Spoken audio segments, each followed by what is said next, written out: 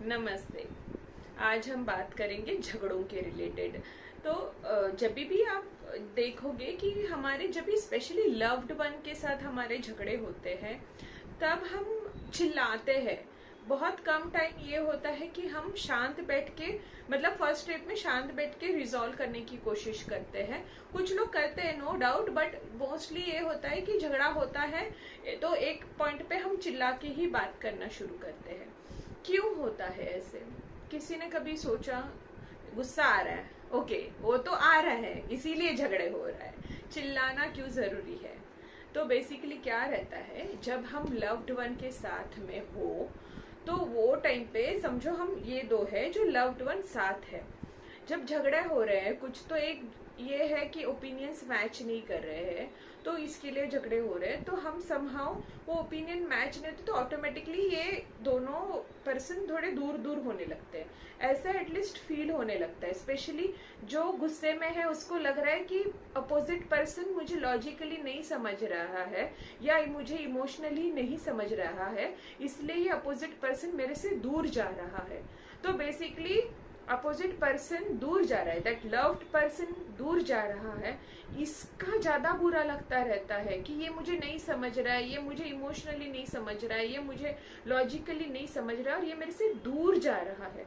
क्योंकि ये दूर जा रहा है तो दूर जा रहा है इंसान, तो सबसे पहले क्या होता है, हम चिल्ला के बात करते। कोई भी अपने से दूर है तो क्या करते हैं, हम चिल्ला के बात करना चाहते हैं, तो इसके लिए चिल्ला के हम बात करते हैं और इसके लिए ये प्रॉब्लम्स आते हैं। द मोमेंट जो भी यहाँ पे पर्सन है, the moment he will understand कि ये यहाँ वाला पर्सन गुस्से में चिल्ला रहा है, इसका मतलब ये समझ रहा है कि मैं लॉजिकली इससे दूर जा रहा हूँ, इमोशनली दूर जा रहा हूँ। वो टाइम पे क्या करना है, हक कर दो। वो जो गुस्से में है इंसान उसको हक कर दो, जादू की झप्पी दे दो। जादू की झप्पी देने से इमीडिएटली ये इंसान को समझते ये पर्सन है, अभी भी ये है मेरे साथ में, बस वो मुझे समझ नहीं रहा है, इसके लिए मुझे गुस्सा आ रहा है या इसके लिए मैं बुरा फील कर रही हूँ या कर रहा हूँ।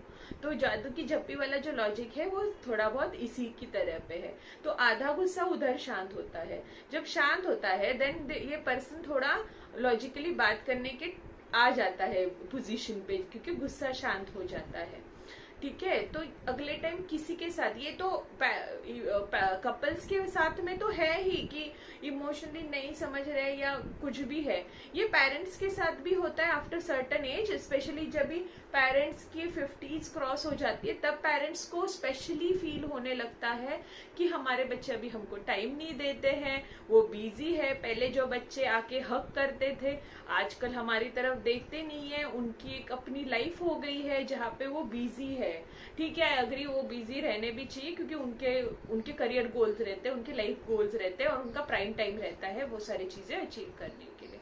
बट फिर पेरेंट्स को टाइम नहीं दे रहे। जिन्होंने अपने लिए इतनी लाइफ डाली है वो पेरेंट्स अकेले हैं, फिर वो बुरा मानते हैं, फिर तभी झगड़े होते हैं। उनके कुछ एक्सपेक्टेशंस है जो पूरे नहीं हो रहे करके उनको बुरा लग रहा है। वो लोग बस और बस एक पास में बैठना, बच्चे को पास में बिठाना चाहते हैं।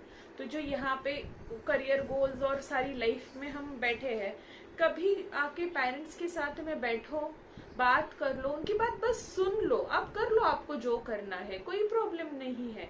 बट आके सुनो तो सही, एक हक कर दो दिन में। चलो आपको टाइम नहीं ही है सुनने के लिए, हक 2 सेकंड का हक करने में भी कोई प्रॉब्लम नहीं है। हक works magically in everywhere, every relationship, everything. इसीलिए वो जादू की झप्पी बहुत जरूरी है सबके लिए। तो मुझे बोलना है कि वो करो आप, बहुत इफेक्टिव है रिलेशनशिप को मेंटेन करने के लिए, क्योंकि वो दूर जाने वाला इंसान इमीडिएटली पकड़ ले, सारी एंजाइटी उधर निकल जाए, है ना।